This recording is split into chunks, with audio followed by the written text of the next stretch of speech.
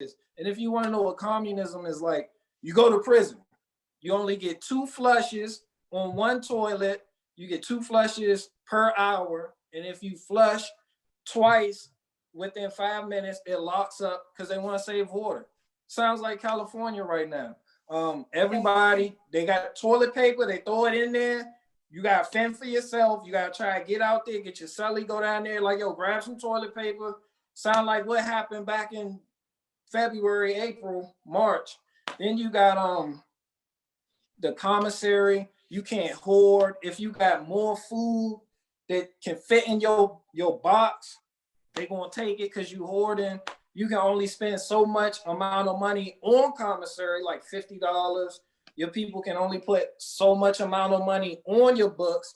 So, like right now, with all this happening, it just clicks for me. Especially, I've been following that stuff that was happening out in California for a while now, and I'm like, yo, I know what they doing.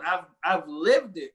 I know what that's like, and I have a Second Amendment, the right to exercise your Second Amendment freedoms to do that, and it's like, I don't want that for nobody. So I decided to speak out about it. But basically, going to prison and seeing the world for what it was, and I got my hands on a copy of Bill Cooper's book, Behold a Pale Horse. In prison? In prison. We had to smuggle it in. Look, this is how dystopian it is in there. They have a ban list for prison. Like, you can't get certain books.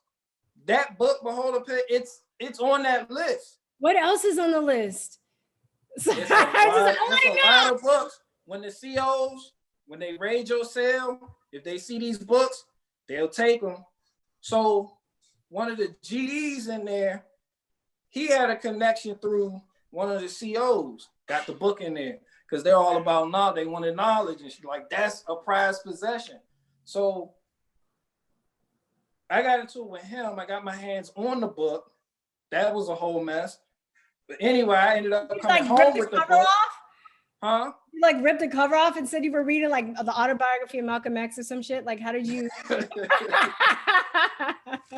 No, but it was real. I mean, I ain't really had too many problems like with the COs, but we got into it behind that book. So that's one of my most prized possessions, because I really earned having that book.